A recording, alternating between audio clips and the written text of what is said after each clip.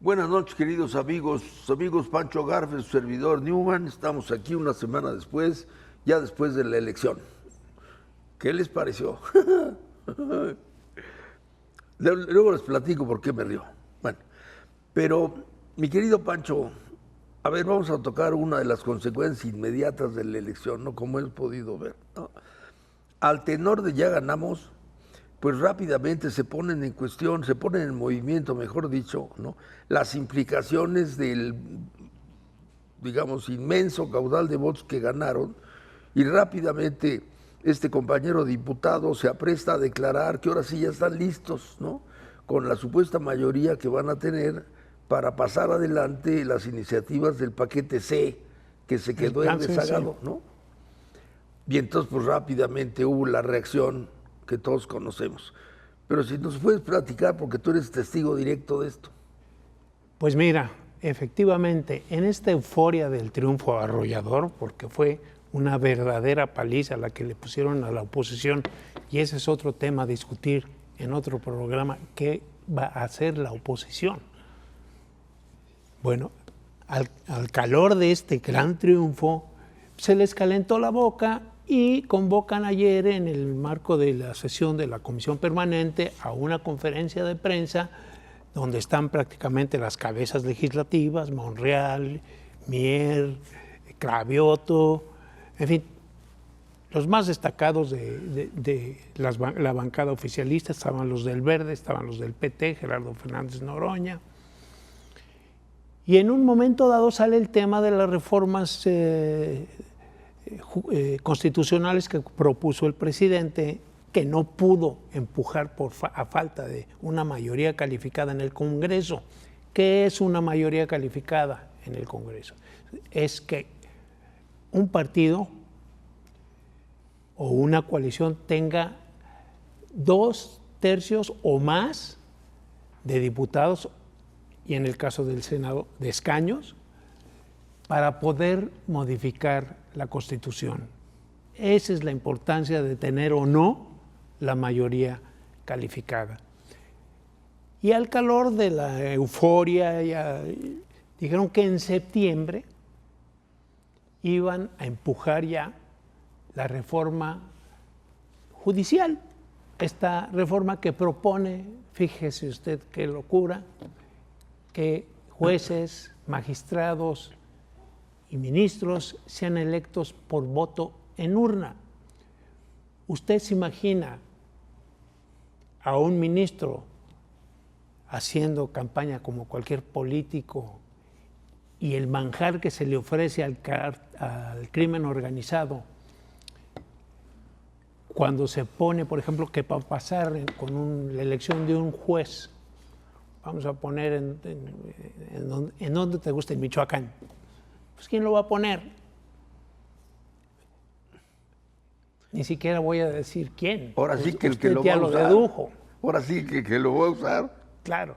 Entonces, al calor de esto, reitero, pues el mensaje fue muy negativo, se pusieron muy nerviosos los mercados, y del 5%, el 4.40% que había caído la víspera el peso frente al dólar, se fue hasta 18 pesos. Y ahorita lo tenemos arriba de los 18 pesos, en este momento que estamos grabando. Claudia Sheinbaum, obviamente, porque por lo que se vio después, yo creo que se fueron por la libre, se les calentó la boca y aventaron el anuncio de que en septiembre se iban a bajar estas reformas al Pleno, iba a ir la reforma judicial y la desaparición de los órganos autónomos. ¿Cuáles son los órganos autónomos? Pues el INAI, la COFESE, el Instituto Federal de Telecomunicaciones, todo eso está condenado en el Plan C, está consignado, en el Plan C, y están condenados a desaparecer si la mayoría calificada es ratificada por el IFE, que es el único que tiene la facultad de anunciar el reparto de curules de representación proporcional. Ahí hay una discusión, y perdonen que me alargue un poquito, pero es para un poco esclarecer el panorama. La ley permite una sobrerepresentación del 8%. ¿Qué quiero decir con esto? Que el porcentaje de diputados o de senadores puede subir un 8% para el partido ganador. Esto en el afán del sistema que teníamos de darle al gobierno la posibilidad de gobernabilidad, ¿sí? Cuando las cosas estaban más apretadas.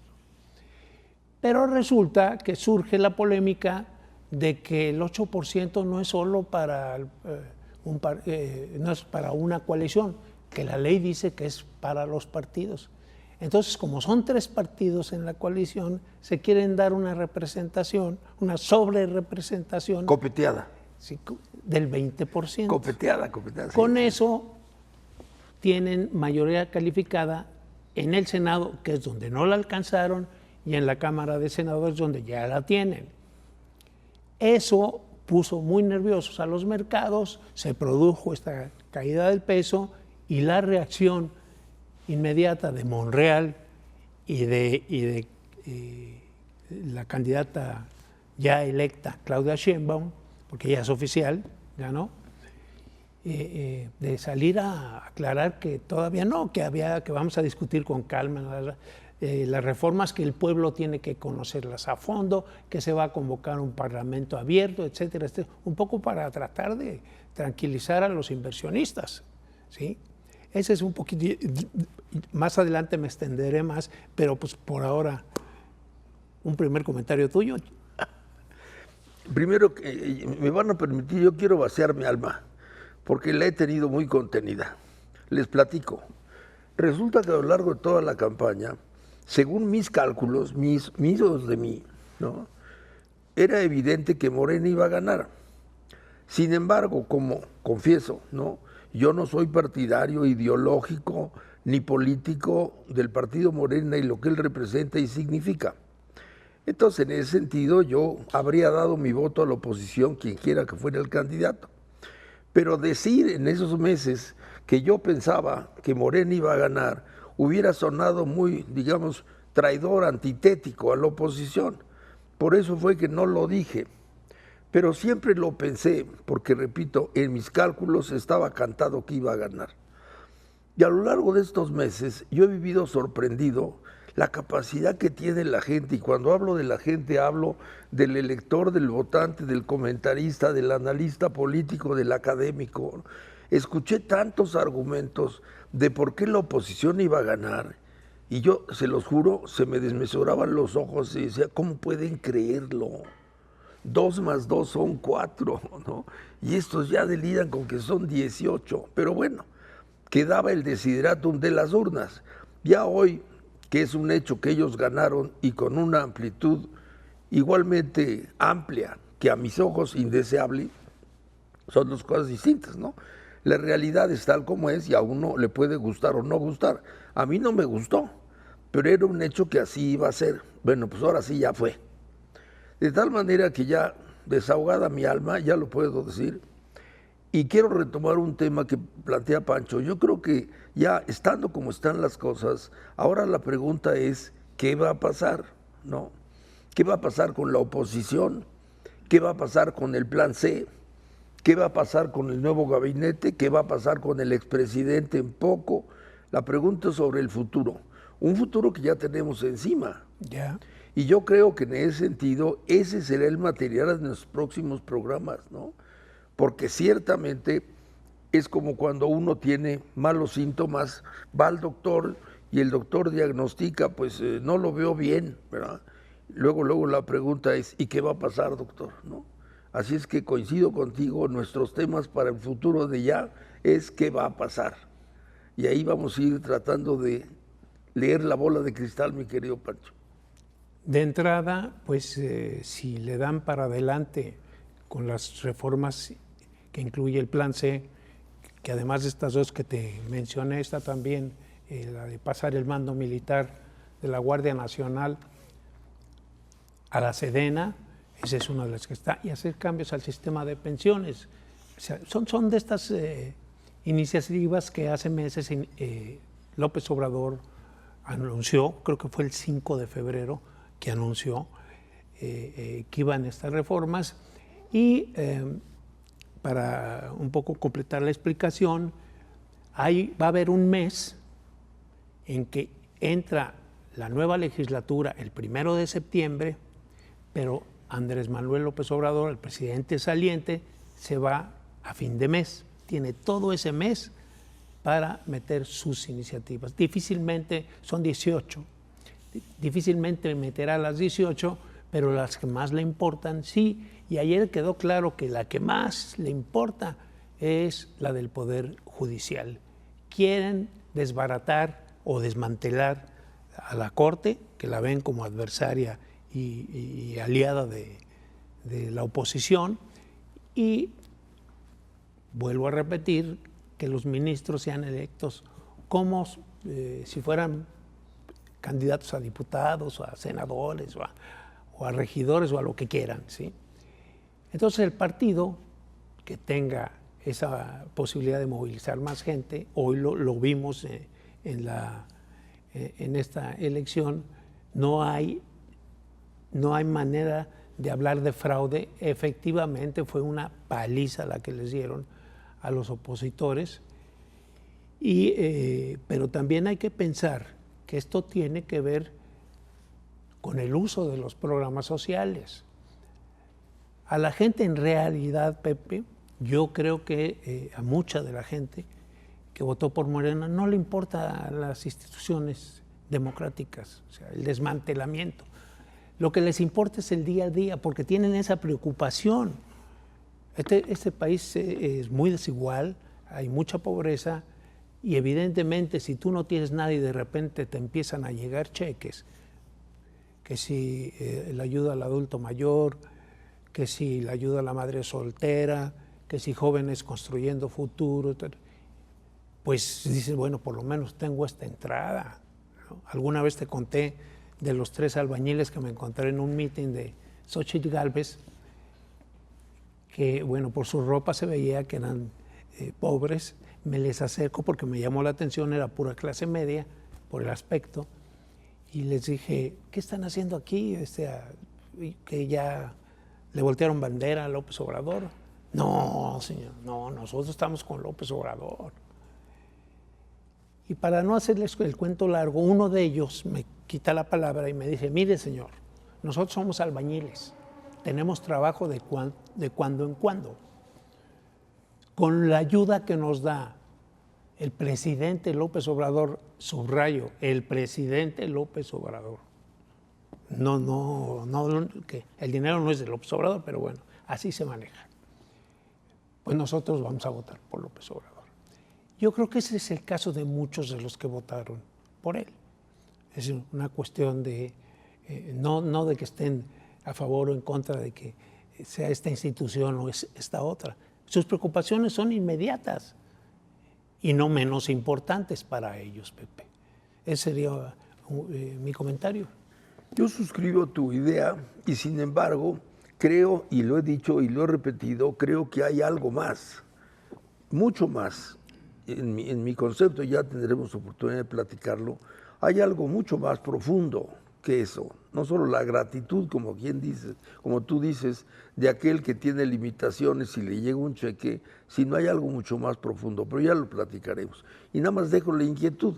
De ser así, digamos, el voto hubiera sido únicamente las clases, digamos, desfavorecidas. Y sin embargo, Claudia se llevó no pocos votos de la clase media, sí, alta y alta. Ese es otro de los fenómenos que sorprendió. Se daba por un hecho que la clase media en su conjunto, por todo lo que le había dicho el presidente López Obrador, se iba a ir en bloque en contra de Claudia Sheinbaum. Pues no fue así. Y la clase alta, pues votó también buena parte de la clase, la más rica, por ella. Ahí están las estadísticas y las estadísticas no mienten. Por eso es que digo la que realidad. el voto... Pero déjame hacer un Sí, sí, acotamiento sí, a lo sí. que dijiste, que tú crees que hay algo más profundo. No, Pepe, yo no creo que haya algo más profundo que la posibilidad de sobrevivir. Y eso es una realidad. Este país es un país desigual, es un país donde la gente, pues hay mucha gente que no le alcanza para vivir, y para ellos es mucho más importante eso que si el INE lo tienen tales o cuales personas, ¿no? No, Eso yo creo que no fui claro. Yo no estoy desestimando la importancia que eso tiene para quien tiene necesidad económica. Pero si eso fuera lo importante, entonces, ¿cómo explicar el que clases medias y clases altas hayan votado en tal proporción por Claudia? sí. Mi afirmación es, detrás del voto morenista hay muchos factores y no solo ese. Pero ya tendremos oportunidad de analizar este tema, ¿no? Porque si algo le dediqué tiempo durante los 8 meses pasados fue a eso. Por eso mi predicción fue, va a ganar. Y te habrás dado cuenta, Pepe, que los que eran ricos antes de que entrara López Obrador son más ricos hoy. Sí, sí. Entonces, Por eso insisto, hay más ahí. ahí hay una explicación. Hay un cajón que tenemos que hurgar. Bueno, queridos amigos, ya nos están pidiendo que nos vayamos. La semana pasada los exhortaba al voto. Bueno, el voto ya pasó. Ahora, ¿cuál será el tema, Pancho? ¿Que se vayan poniendo qué? ¿O Pues que mira, nos vayamos poniendo qué? ¿Vitacilina? Es obvio, no se puede hablar de fraude, o sea, no hay manera. El fraude, no. Lo único es ¿Vitacilina? ponerle la cara y seguir para adelante, esperando que Claudia Sheinbaum, que es con el inmenso poder que le dieron, es la única que puede autorregularse. Es decir, que como lo hizo ayer, cuando caía el peso, que sale a dar una conferencia así, no, espérense, todavía no, lo de las reformas, pues no. Yo tengo esperanza de que eso pudiera suceder, pero son deseos, ¿sí? Quizás sujetos de los discursos que hemos escuchado, pero al fin no hay nada oficial. Se va a ver con el presidente López Obrador, tengo entendido que la semana que entra, para ver este tema de las reformas. Y ya veremos qué sale de ahí. Ya veremos qué va pasando. Aquí lo estaremos comentando la semana próxima. Muchas gracias por hoy. Lo esperamos la semana que entra.